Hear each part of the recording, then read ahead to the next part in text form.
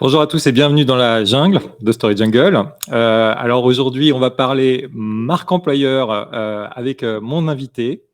Alors ce ne sera pas tout à fait la marque employeur, on va y revenir. Donc mon invité Frédéric Fougera. Bonjour Frédéric. Bonjour Gilles. Alors vous êtes directeur de la communication du groupe Emeria, le ex-groupe Foncia. Foncia qui est une marque qui existe encore au sein du groupe, mais c'est plus la marque du groupe. Vous êtes auteur de plusieurs livres, vous êtes chroniqueur à la radio. Je vous laisse vous présenter peut-être en deux petits mots. Vous voulez ajouter quelque chose? Bah non, la présentation est faite, effectivement. Emeria, c'est le nouveau nom du groupe Foncia. C'est aujourd'hui le leader européen des services immobiliers résidentiels. En juin, nous deviendrons le leader mondial grâce à une énorme acquisition qui vient d'être annoncée en Grande-Bretagne. Voilà, j'ai bientôt 40 ans de métier, quelques ouvrages à mon actif, comme vous le dites, et toujours autant la passion du métier de la communication. Donc, je Voilà. ne cesse de promouvoir le principe que la com est un métier, puisque certains parfois en doutent encore dans l'entreprise ou parfois certains s'estiment compétents pour faire notre métier à notre place. Alors, donc on va parler donc de marque employeur ou plutôt d'image employeur. On va y revenir dans un instant. Juste un mot pour vous dire quand même, Story Jungle, c'est aussi un média donc dédié à l'univers des contenus. Donc n'hésitez pas à vous inscrire à nos newsletters. La newsletter donc dans la jungle des contenus, qui est sans doute la meilleure newsletter sur les contenus. Voilà. La newsletter dans la jungle de LinkedIn, qui est évidemment dédiée à LinkedIn. Et on va vous mettre les liens dans le chat. Ça, c'est une newsletter qu'on a lancée récemment. Et puis, j'annoncerai en fin de live tous différents autres lives qu'on va monter. Un sur Discord, un sur un débrief des élections. Et puis, sur un webinaire dédié en fait au social selling sur LinkedIn. Revenons à notre sujet d'aujourd'hui. Alors, on ne dit pas marque employeur, on dit image employeur. C'est une simple question de sémantique, effectivement, et comme souvent, une mauvaise traduction de l'anglais vers le français. On l'a vécu avec les relations publiques, quand on a longtemps écrit QES, comme si le public qualifiait les relations, alors que ce sont les relations avec les publics CS. Et de la même façon, employer branding a été traduit marque employeur. Mais il n'y a pas de marque employeur, puisqu'il n'y a qu'une seule marque dans l'entreprise. Il n'y a pas de marque interne, de marque financière, de marque corporate. Il y a une seule marque dans l'entreprise. Donc, c'est vraiment un non-sens de parler de marque employeur. Maintenant, donc c'est pour ça je préfère parler d'image employeur, de stratégie employeur. Après, tous les sujets existent bel et bien. Donc, il y a beaucoup à traiter autour du sujet de l'image employeur. Mais c'est vraiment un abus de langage que de parler de marque employeur. Et les mots ont un sens. Quand on est communicant, on ne peut pas nier que les mots aient un sens. Donc, autant être respectueux de notre langue et du sens des mots. Donc voilà, donc il fallait mettre les points sur les i. Alors, mais ce n'est qu'une question de sémantique, on est d'accord. Le sujet, lui, est bien là.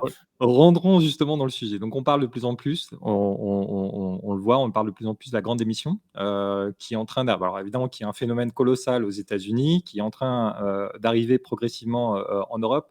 D'abord, peut-être une question de contexte. Est-ce que vous, en tant que directeur de la communication de groupe Emeria, et je dirais dans votre environnement ou dans les environnements de vos collègues avec lesquels vous échangez, directeur de communication, est-ce que c'est un phénomène que vous voyez déjà à l'œuvre dans nos entreprises en France? Donc un mot de contexte. Et puis ensuite, on rentre effectivement dans le cœur du sujet. Alors, dans le cadre de mon expérience directe et ou des échanges que je peux avoir avec des homologues, il n'y a pas vraiment ce ressenti, ou même pas du tout ce ressenti de grande démission. Effectivement, ça bouge un peu. Donc ça, c'est...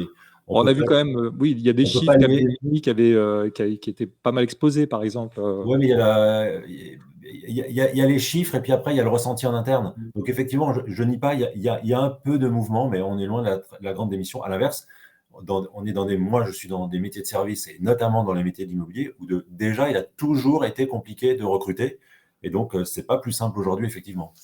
Alors, donc, aujourd'hui, ce sujet de la marque employeur, vous le placez où? De la marque, de l'image employeur, vous le placez où dans vos priorités en tant que directeur de la communication? Ça fait vraiment partie de nos priorités de premier rang. Et c'est pour ça qu'on le considère, par exemple, la marque Foncia, qui est le réseau principal du groupe en France, après 10 ans d'absence en publicité, est revenu en publicité, notamment en publicité de télé, avec une dimension image employeur. Alors, c'est pas directement la cible, mais une entreprise qui communique, et notamment qui communique dans des médias de masse comme la télévision, c'est une entreprise qui est plus désirable. Et donc, cette désirabilité, on doit la travailler, d'ailleurs, autant pour recruter aussi, que pour fidéliser les collaborateurs. Parce que l'image employeur, ça ne concerne pas que les gens qu'on va essayer d'aller recruter, mais ça touche aussi l'interne. Et donc, cette double dimension doit être prise en compte. Et donc, on la travaille par notamment un retour en publicité, mais aussi par des campagnes, par un certain nombre d'actions qu'on peut mener en interne pour valoriser nos métiers, valoriser les collaborateurs, faire de la pédagogie sur nos métiers, casser des idées reçues qui peuvent être importantes et qui peuvent parfois nuire à notre image. Donc, c'est toute une sphère d'action pour essayer de travailler cette image employeur. Alors, j'en profite pour dire, n'hésitez pas à poser toutes vos questions à Frédéric. L'idée, c'est effectivement d'avoir vraiment une réelle conversation sur ces sujets. C'était mon autre question, avant de rentrer justement dans la mécanique et comment on traite cette image employeur. Quelle est dans ce contexte-là, avez-vous une priorisation entre effectivement la communication interne ou la communication externe vis-à-vis des recrutements? Non, non, Deux enjeux différents, que vous les placez où, à quel niveau? Non, on les traite de la même façon. De toute façon, je reprends, je ne vais pas parler du groupe Emeryan lui-même, puisque c'est Ouais. une marque récente et il y a peu de communication large, même si on fait déjà de la communication employeur sur le groupe Emeryan, notamment sur la partie technologique, puisqu'on recrute beaucoup d'informaticiens, de développeurs pour aller un peu inventer les métiers de l'immobilier de demain. Mais sur le gros fonctionnement du réseau, il y a beaucoup de besoins en recrutement et il y a un vrai déficit d'image qui est lié à nos métiers, qui est lié au monde du service, qui est lié à la difficulté de nos métiers. Et donc, il n'y a pas de priorité sur la communication. En fait, on travaille toutes les communications qui doivent converger justement vers une seule image et donc une seule marque. On retrouve le pourquoi il n'y aurait pas de marque employeur ou d'autres marques. Tout converge vers la promotion, la notoriété et la qualité d'image de la marque, mais en travaillant l'angle employeur et donc toute la facette de cette communication qui touche les recrutements. Donc, et vous avez dit, c'est votre première priorité, c'est tout en haut. Oui, Ouais. la question de la notoriété et de l'image, et donc de l'image employeur, c'est absolument dans notre priorité de travail de communicant aujourd'hui. Très bien. Comment, alors rentrons je dirais dans la mécanique. Quels sont vos conseils? Comment devrait-on aborder la marque employeur? Juste, la marque, l'image employeur. L'image employeur, c'est dur, hein, c'est pas évident. Ah, Hein. c'est dur, c'est pas évident, hein, parce qu'on C'est a été c'est bien ancré. des années. Alors, je pense pas, pense pas qu'il y ait une seule recette ou une recette unique applicable, parce qu'en fait, la situation va dépendre des secteurs, des activités, des métiers, de la notoriété ou pas de l'entreprise. Une entreprise avec une marque très glamour va avoir beaucoup plus de facilité à attirer des candidats qu'une marque industrielle. Souvent, je le vois chez les étudiants notamment, ils ont tous envie d'aller dans le luxe ou dans des marques supposées prestigieuses, et puis beaucoup moins dans le monde industriel que je citais. Il y a souvent là d'ailleurs une erreur, parce qu'il y a des fantasmes, mais qui sont directement liés à l'image en fait. Donc chacun doit aussi travailler son image. Et pour revenir à votre question, la priorité, c'est d'avoir un discours de réalité employeur. Je pense que c'est l'authenticité de la communication qui va permettre de modifier la vision qu'on peut avoir de l'image d'une entreprise, de ses métiers, des conditions de vie et de travail dans l'entreprise. Donc c'est à la fois de la pédagogie, c'est à la fois de la mise en lumière, c'est à la fois de la valorisation des collaborateurs. Je reviens au métier de service, ça me concerne directement.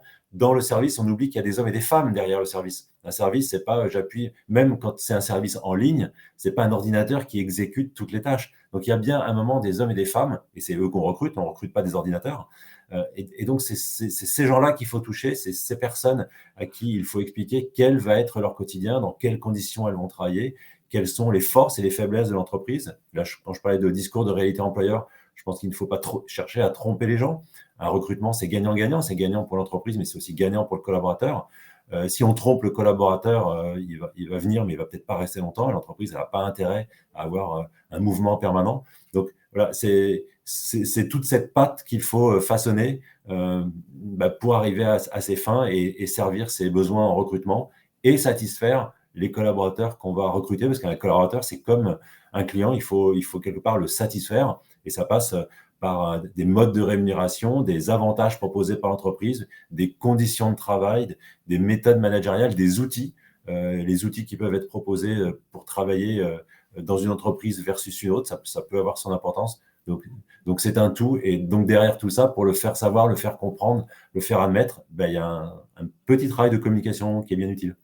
Alors donc, vous disiez en fait, l'authenticité, vous nous aviez parlé, on avait échangé un petit peu avant ce live, vous me parliez d'honnêteté, de transparence. Donc c'est en fait, montrer, d'une certaine façon qu'on est, dans une, réelle démarche, honnête dans les messages qu'on essaye de communiquer. Hem, il y a eu quand même, on voit, il y a quand même un changement un peu de position, notamment dans les recrutements. Aujourd'hui, je dirais la force est plutôt du côté du candidat. Est-ce que ça change justement, bien sûr, la communication, et est-ce que ça change la façon aussi dont les entreprises doivent s'organiser? C'est-à-dire, est-ce qu'au-delà de la communication, la transparence, on peut être très transparent, mais il faut que cette transparence donne envie. Donc c'est que derrière les process ou les outils effectivement que vous évoquiez et cetera, donnent envie de venir. Si vous êtes transparent en disant, chez nous, on est brutaux et on vous dit quoi faire et vous faites ce qu'on vous dit. Non. Parce que vous voyez ce que je veux dire, c'est est-ce que là, alors là, je parle peut-être plus aux membres du COMEX. Est-ce que cette contrainte effectivement de la difficulté du recrutement ou de garder ses collaborateurs nécessite pas aussi un changement plus en profondeur dans l'organisation de la société? Mais c'est évident. Enfin, je vais vous dire deux évidences, mais d'abord, la communication, c'est pas du maquillage. Donc, s'il y a une situation négative, ne peut pas être maquillée ou transformée en situation positive. Donc, s'il y a des réformes à faire, s'il y a des politiques RH à mettre en place, s'il y a des politiques salariales à reconsidérer parce qu'on n'est pas du tout attractif, on ne peut pas mentir aux gens. Et là, il y a bien un travail préalable à faire au sein de l'entreprise. Et c'est des questions, comme vous disiez, autant de management que de rémunération, que de conditions de travail, que de pénibilité. Donc, sur tout ça, on ne peut pas mentir. Ensuite, en communication, même chose, je dis, il ne faut jamais mentir, même si on n'est pas obligé de tout dire. Mais ça veut pas, c'est pas une façon, je fais pas le malin en disant, du coup, on peut mentir. Mais c'est juste pour voir la nuance, on n'est pas obligé de mettre en avant tout ce qui n'irait pas. Mais le besoin de transparence, il est quand même réel parce que sinon, de toute façon, on est perdant. Et quand je parle de transparence, je vous donne un exemple que j'ai créé chez Emeria, et j'avais exactement fait le même travail chez Altran, aujourd'hui qui a été racheté par Capgemini, Capgemini, ouais. avec différentes intentions de communication. Une des principales intentions de communication, c'était que les gens se sentent appartenir à l'entreprise et donc créer du sentiment d'appartenance. Mais il y avait aussi, ça c'était vraiment l'intention chez Altran. Chez Foncia et chez Emeria, il y a cette intention, mais il y a aussi cette intention de partager le quotidien des collaborateurs. Et cette initiative que j'ai prise dans les deux entreprises, c'est de créer un blog. Chez Foncia, il s'appelle Belle Personne by Foncia, un blog où chaque semaine, on donne la parole aux collaborateurs avec un questionnaire auquel ils répondent. Ils sont pas obligés, ils répondent aux questions de leur choix et les mêmes, ce sont leurs réponses. Donc, les lecteurs, on a eu plus de 150 000 visiteurs uniques depuis la création de ce blog il y a 2 ans. Donc, ça remporte quand même un certain succès, un franc succès même, on peut dire. La première chose qui revient, c'est que le discours est authentique. Il n'y a aucun ressenti de discours corporate ou de discours d'entreprise, mais c'est vraiment l'objectif. Après, on peut avoir un objectif et puis que l'impact soit différent. Et donc, les gens parlent de leur quotidien. Et ça, cette transparence, c'est pas une transparence de l'entreprise qui, justement, par un discours corporate, essaierait de vous vendre une entreprise fabuleuse et merveilleuse. Mais ce sont les collaborateurs qui parlent. Alors, évidemment, ils n'insistent pas forcément sur un problème informatique qu'ils ont rencontré tel jour et qui les a empêchés de travailler, ou, je sais pas, sur une panne d'électricité, une coupure d'électricité qu'on aurait oublié de leur signaler. Et du coup, ça a été compliqué d'avoir des entretiens avec leurs clients ce jour-là. Mais c'est eux qui parlent et ben, je vois que vous avez la gentillesse de montrer quelques illustrations de ce blog. Ce sont les collaborateurs qui parlent. Ça, pour moi, ça fait partie de la transparence parce que c'est un discours de vérité et cette authenticité, elle est vraiment admise par les gens qui viennent consulter ce site. Et je peux vous dire que beaucoup des gens que l'on recrute, quand on leur demande de ce qu'ils connaissent de l'entreprise, citent dans leur première citation, citent ce blog en disant qu'ils sont allés voir justement ce que les collaborateurs pouvaient dire de l'entreprise. Alors justement, voilà, c'est un moyen parmi d'autres. C'était une question posée par Aude. Quelles techniques de communication, quels outils marketing avez-vous mis en place pour valoriser votre image employeur? Et moi, je vais prolonger. Vous êtes donc vous êtes dans une logique de rebranding autour de la marque Emeria. Et justement, comment prenez-vous en compte cette dimension image employeur dans votre démarche de rebranding actuellement? Est-ce que vous avez des démarches particulières? Alors, je sais qu'il y a peut-être des projets qui vont être lancés prochainement sur lesquels vous n'allez peut-être pas pouvoir communiquer, mais…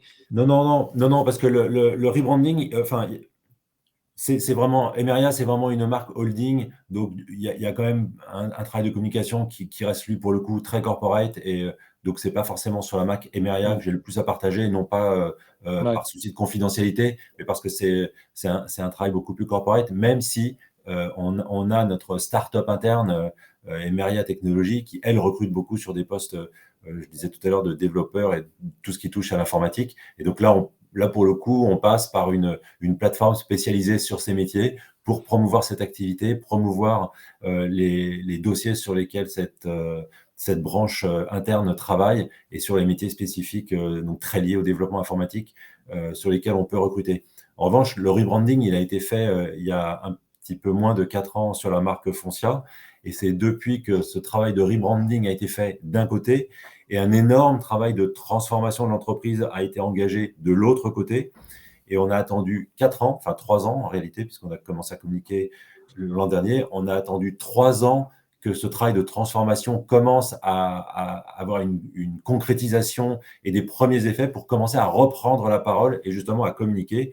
On n'avait pas du tout l'intention de communiquer sur l'annonce des faits, mais plutôt, enfin, sur l'effet d'annonce, pardon, mais plutôt sur l'annonce des faits. Donc, on n'a pas communiqué quand on s'est mis dans la transformation de l'entreprise, mais on commence à communiquer maintenant que cette transformation commence seulement à se percevoir par le client et aussi, du coup, par les personnes, les prospects et futurs clients et par les futurs recrutés dans l'entreprise. Alors, on a Oleg qui nous pose une question qui est effectivement, avez-vous des conseils pour augmenter le taux de partage des contenus de l'entreprise par ses employés sur les réseaux tels que LinkedIn et Facebook? Effectivement, donc si on se resitue dans une logique de marque employeur et d'image employeur, encore faut-il pouvoir amplifier effectivement ces contenus. Bon, et puis, je pense que la question d'Oleg débarque va un petit peu plus loin que l'image employeur. Est-ce que vous avez des conseils justement pour mobiliser vos collaborateurs sur ces plateformes? Alors, c'est un vrai sujet pour plusieurs raisons. C'est un vrai sujet parce que on a des populations qui n'ont pas du tout la même appétence à l'usage des réseaux sociaux et je pense qu'il faut savoir les identifier. Et parfois, on peut se tromper. J'ai cité une entreprise précédente dans laquelle j'ai travaillé qui était faite de beaucoup d'ingénieurs et de gens dont, a priori, on pouvait imaginer que l'usage des réseaux sociaux pouvait leur être très facile et en fait, ce n'était pas le cas. J'ai ensuite travaillé dans une entreprise de restauration où on pouvait s'imaginer que les réseaux sociaux étaient assez éloignés de la préoccupation des collaborateurs et c'était exactement l'inverse. Il y avait beaucoup de cuisiniers, de personnel de cuisine et ils étaient à fond sur les réseaux sociaux. Donc, il faut bien identifier les appétences des collaborateurs qui sont dans l'entreprise et leur goût ou non à utiliser les réseaux sociaux. Et ensuite, il faut savoir en faire des ambassadeurs. Et en fonction des populations, le travail va être différent. Dans les 3 derniers groupes dans lesquels je suis passé, et c'est le cas également aujourd'hui chez Emeria et notamment pour la marque Foncia, j'ai créé des programmes internes de pédagogie et d'incitation à utiliser les réseaux sociaux. Pédagogie et incitation, pourquoi? Parce qu'en fonction de l'historique du management qu'il peut y avoir dans une entreprise ou des entreprises dans lesquelles vous avez travaillé, il y a des gens qui ont travaillé dans des entreprises où on leur a interdit de parler de la marque et de leur travail. Alors parfois, il peut y avoir des bonnes raisons, comme des raisons de confidentialité, mais de là à interdire strictement, ce qui d'ailleurs est abusif, mais du coup, les gens sont très réticents ou n'osent pas ou on manque d'assurance pour quelque part venir s'exposer avec la marque.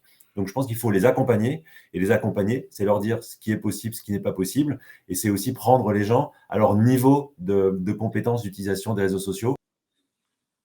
Donc, il y a des gens qui sont absolument ne savent rien et à qui il faut tout apprendre. Et puis, il y a des gens qui sont très engagés et avec lesquels il suffit de partager des outils, des contenus que eux-mêmes peuvent réexploiter. C'est notamment ce que nous faisons avec un programme qui s'appelle Let's Go Social chez Foncia. C'est un programme qui est en partie public, en partie privé. Donc, si vous faites Let's Go Social sur Google, vous allez tomber sur notre programme avec des tests pour voir quel type d'utilisateur des réseaux sociaux vous êtes, quels sont les réseaux sociaux qui vous correspondent le plus. Et puis après, là, c'est plutôt sur une partie privée, des contenus de la marque et des marques à promouvoir. Et donc, régulièrement, on voit des campagnes qu'on lance sur les réseaux sociaux et qui sont très, très promues et reprises par nos collaborateurs. C'est grâce notamment à ce travail, pas seulement, mais c'est essentiellement, je vais dire, grâce à ce travail et à cette proposition de contenu et de calendrier de communication qui est aussi faite aux collaborateurs. Et voilà qui apparaît à l'écran Let's Go Social. Très bien. Donc, j'inviterai effectivement, enfin, l'audience à les regarder. Juste donc, d'un point de vue très concret pour prolonger la question d'Oleg.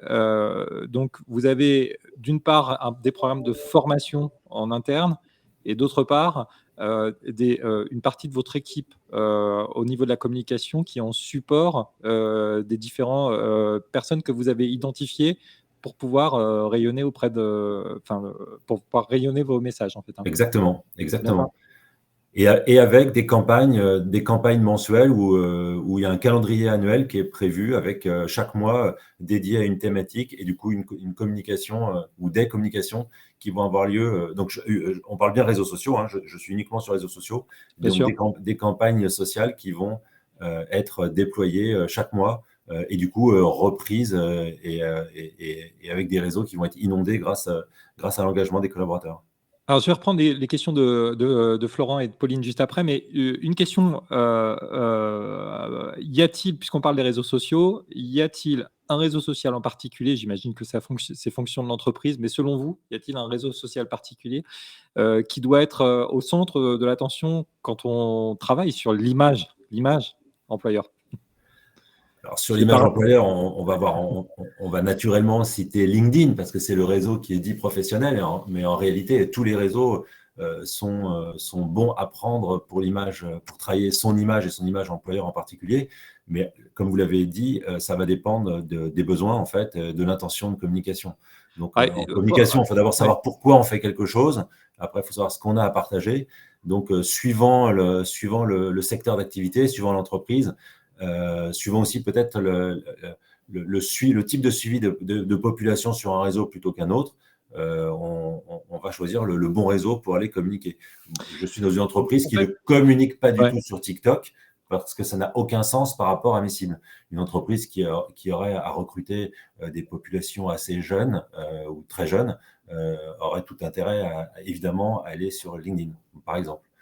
Twitter n'est pas le meilleur réseau pour promouvoir son image employeur puisque c'est plutôt un réseau d'information, c'est plutôt un média. Reste que dans certaines activités ou sur certains sujets, ça peut être un très bon réseau aussi pour aller travailler son image employeur et aller faire du recrutement. Voilà. Mais peut-être que je dirais LinkedIn et Facebook a priori, et puis après, tous les autres aussi sont possibles en fonction de ses propres besoins et de la stratégie qu'on met en place. Ouais, parce qu'on a beaucoup vu pendant des années Instagram pousser. On poussait Instagram comme étant effectivement la plateforme sur laquelle on peut montrer à quel point c'est sympa de travailler dans l'entreprise. Et on a l'impression que, alors nous, à Story Jungle, en tout cas, que ce mouvement est vraiment en train de refluer. Effectivement, il y a une percée de TikTok sur certains types de métiers et de recrutement vraiment très spécifiques et vraiment assez ciblés sur des populations très jeunes.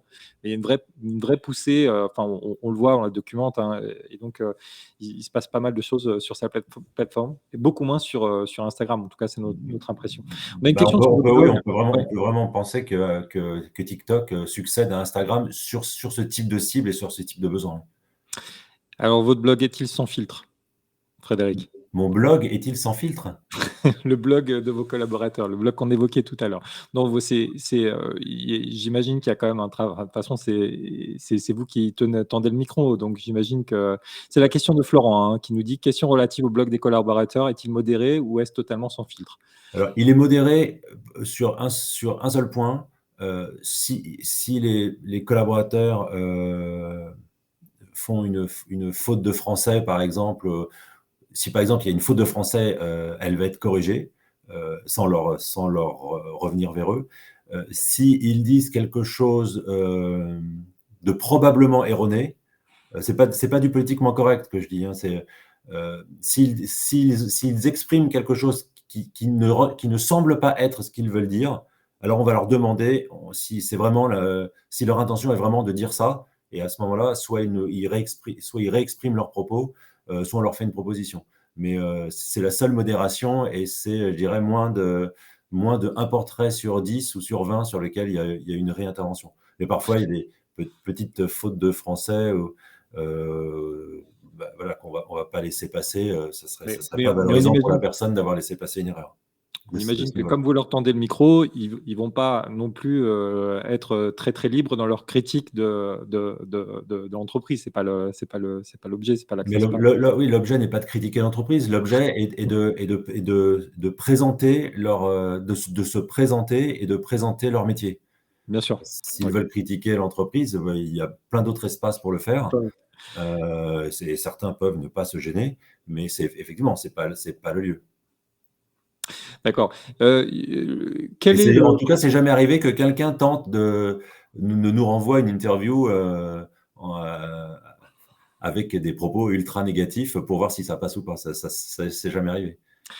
Alors, on va prendre la question de Pauline, mais avant ça, en préparant cette interview, vous me disiez, si je reviens sur vraiment l'image employeur et le contexte, vous me disiez, il y a quelques temps, il y a quelques années, jusqu'à encore quelques mois, finalement, vous parlez beaucoup de projet de vie. Les gens pouvaient changer de projet de vie, donc souhaiter quitter l'entreprise pour faire complètement autre chose. Il y a un grand retour de la rémunération maintenant dans la discussion depuis quelques mois.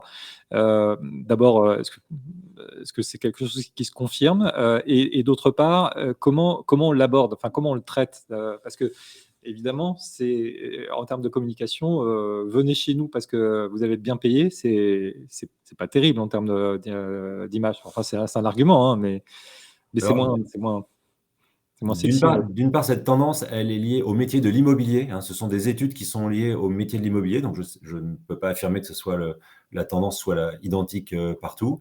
Et on est dans des métiers où il y avait une grande soif de liberté. Des gens qui viennent en mission, des gens qui sont très freelance, voilà, qui ne veulent pas être enfermés, encadrés dans un contrat de travail. Donc c'est ça, ce changement qu'on a pu percevoir depuis 2 ans, et en gros, directement lié aux inquiétudes et à la pandémie et à la crise du Covid-19. Donc maintenant, il y a beaucoup plus un souhait de recherche de contrats à durée indéterminée, et donc de cadres et de garanties de travail. Ensuite, sur la partie rémunération, on est dans une gamme de métiers très large, parce que on est sur on travaille, on a des métiers qui sont des métiers sans commission, et on a des métiers qui sont fortement commissionnés sur les métiers commerciaux. Mais là, effectivement, il y a aussi une attention nouvelle qui est portée à la rémunération, mais tout ça va dans le sens de je veux une vie plus sécurisée et un cadre de vie professionnelle plus sécurisé, parce que le monde qui m'entoure me paraît de plus en plus incertain. Et pour répondre plus précisément à votre question, les politiques de rémunération, c'est quelque chose de très important, notamment dans les métiers commerciaux où il y a une concurrence très forte. Je vous disais qu'on est dans des métiers où il est très compliqué de recruter, et donc ce qui fait la différence, c'est aussi les politiques de rémunération. Et c'est pour ça que c'est dans les métiers commerciaux, c'est quand même un argument qui est très fort, ce que vous proposez par rapport à la concurrence. Donc ça l'est moins dans les fonctions support. Alors, je prends la question de Pauline qui nous demande comment faire pour faire comprendre aux entreprises qu'elles ont besoin de communiquer sur leur image employeur. Que préconisez-vous? Est-ce que vous trouvez, alors je vais prolonger, est-ce que vous trouvez que cet enjeu est suffisamment pris en compte par les entreprises? On va parler des grands groupes déjà, dans un premier temps, que vous connaissez bien. Et que préconisez-vous pour faire prendre en compte cet enjeu si vous estimez qu'il n'est pas suffisamment pris en jeu?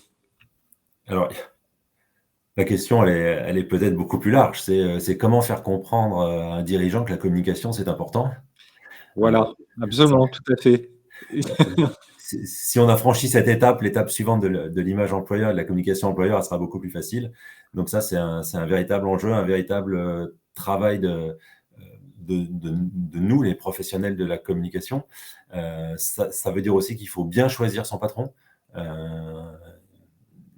On ne peut pas aller travailler avec n'importe qui, ou alors il faut accepter de travailler avec un dirigeant qui ne donne pas une importance forte à la communication. Donc, et du coup, on le verra tout au long de notre parcours de communicant.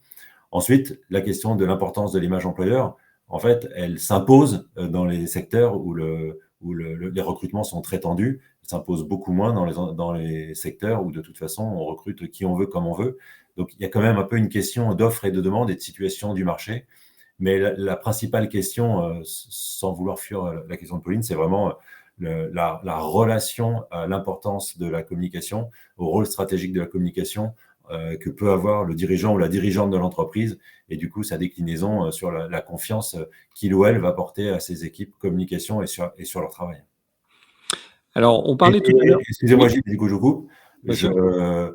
Je me suis retrouvé comme le porte-drapeau, j'allais dire bien involontaire, non, je le fais volontiers, mais je ne vais pas chercher à jouer ce rôle en portant le message que la communication est un métier, et du coup, je me retrouve un porte-drapeau sans avoir été missionné par personne pour l'être. Et je dis toujours à mes équipes que nous devons considérer que nous, communicants, quelle que soit notre fonction au sein d'une direction de la communication, nous avons un rôle de pédagogie pour expliquer ce qu'est la communication, pour expliquer que c'est un métier, pour aussi expliquer ou montrer qu'il y a des enjeux, il y a de la technicité, il y a du savoir, il y a de l'expérience, il y a beaucoup de questions créatives, éditoriales, juridiques, qui constituent donc un métier, et expliquer à tous les gens qui nous entourent que ce métier est le nôtre, n'est pas le leur, mais ne pas juste se contenter de dire vous ne considérez pas la com ou pas. On a un rôle pédagogique important aussi pour valoriser notre métier. Oui, alors il y a aussi, nous on avait relayé plusieurs études qui ont été menées par notamment LinkedIn, le B2B Institute de LinkedIn, et en fait, qui démontrent que c'est beaucoup plus facile de vendre une com à la performance que vendre une com de branding justement de marque. Et il y a souvent un enjeu d'arriver à montrer que, à établir en fait le lien et à montrer des données entre effectivement le fait d'améliorer la notoriété de la marque et la perception de la marque, comment ça peut rejaillir notamment sur la politique tarifaire, la politique de prix, et donc sur les revenus et l'EBITDA en fait, de la société. Et ça, c'est un chaînon manquant qui est quand même très, très difficile à travailler, à démontrer, effectivement, notamment à des patrons qui sont pas complètement convaincus. Alors c'est possible de le faire, mais ça nécessite des études un petit peu lourdes. Alors que la performance, on comprend tout de suite. Les En tout cas, leads. c'est de plus en plus possible. On est quand même dans des métiers où la mesure de la performance est de plus en plus possible. Et moi, elle ne l'était pas du tout quand j'ai commencé à bosser dans les années 80. On ne mesurait rien, donc c'était que de l'intuition. C'était perception, intuition. C'est vrai C'est vrai qu'aujourd'hui, qu'on a plus d'outils il y a de maintenant. plus en Ouais. plus d'outils et de plus en plus de possibilités. Alors, on ne peut pas tout mesurer. Après, il faut aussi bien mesurer. Je vois souvent dans les relations presse, on a tendance à mesurer le quantitatif, mais si vous avez fait 10 fois plus de retombées presse, mais qu'elles sont toutes négatives, je ne suis pas certain que ce soit une performance formidable. Donc, mieux vaut mesurer la tonalité que la quantité, puis éventuellement faire le lien entre les deux. Mais il y a quand même de plus en plus, grâce aux outils informatiques et grâce au fait que la communication passe de plus en plus par des outils informatiques, donc du coup permet des mesures, il y a une performance qui est de plus en plus possible à montrer et du coup à mettre en relation avec le travail des communicants, et donc donner écho aussi aux performances business, notoriété, image que ça peut engendrer. Alors, je reviens justement sur l'image employeur. Peut-être une dernière question. On va parler outils. Alors, on a parlé des réseaux sociaux, on a parlé des plateformes à privilégier. Est-ce que pensez-vous des plateformes qui se sont lancées récemment, enfin maintenant il y a 2-3 ans, vraiment dédiées à cette question de alors, pour le coup, ils parlent de marque employeur et de faire savoir comment c'est intéressant de travailler chez eux. Je pense par exemple à Welcome to the Jungle ou d'autres plateformes de ce type? Bah, écoutez, j'en pense le plus grand bien parce que en communication, il faut aussi aller, là où sont vos cibles. Et donc c'est par exemple avec Welcome to the Jungle que je travaille, c'est la plateforme que je n'ai pas citée tout à l'heure, mais c'est avec eux que je travaille pour, les recrutements, d'Emeria, parce que c'est chez eux, pour recruter, autour des fonctions, informatiques et développement informatique, bah, c'est chez eux que les candidats vont, et donc c'est chez eux qu'il faut être et c'est pour ça qu'on a ouvert un espace sur Welcome to the Jungle il y a quelques semaines pour arriver à pourvoir tous nos recrutements. Donc oui, j'en pense le plus grand bien. Encore une fois, il faut avoir l'outil qui correspond aux besoins et au contenu qu'on a à promouvoir. Donc il faut aller aussi, et il faut aller là où recruter. Quand je travaillais chez Altran, c'est quand même pas si vieux. L'essentiel du travail de recrutement et d'image employeur se faisait dans les écoles d'ingénieurs. Donc là, il y avait pas, il était pas, on utilisait bien sûr les réseaux sociaux, on utilisait un certain nombre de supports, mais le plus important était d'être présent dans les écoles et d'aller à la rencontre des étudiants dans les écoles d'ingénieurs. Donc, en fonction de votre activité et de vos besoins, vous allez avoir une stratégie et donc utiliser des supports, des outils qui peuvent être différents. Mais les plateformes, oui, quand elles répondent à votre besoin, c'est un très bon support. Bien et bien donc voilà donc pour information, on n'a pas de lien capitalistique avec Welcome to the Jungle, donc ils vont être très contents. On leur enverra la facture pour pour cette petite publicité. Bah, merci beaucoup Frédéric, merci à vous tous d'avoir participé au live. Je précise juste que donc dans 2 semaines, on parlera ce sera jeudi dans 2 semaines, on parlera de Discord avec Grégory Pouy. Et dans 3 semaines, on parlera élection, on fera un petit bilan de ce qui s'est passé en termes de contenu, de nouveaux formats, etc., avec Raphaël Lorca, dans le cadre donc des élections françaises. Et puis le mercredi 20 avril, on parlera de social selling. On a un webinaire dédié au social selling. Ce sera sur Livestorm, sur notre plateforme. Merci beaucoup Frédéric. Si je peux dire un dernier mot. Oui, oui, bien sûr, bien sûr. Juste si j'avais été incomplet, si vous avez d'autres questions à me poser, si vous voulez poursuivre cet échange, je vous demande juste de ne pas m'écrire sur LinkedIn parce que je ne réponds pas C'est marqué. à ma messagerie LinkedIn du fait qu'elle est inondée par des propositions commerciales avec plusieurs centaines de messages par jour. En revanche, je réponds à tous les messages sur Twitter.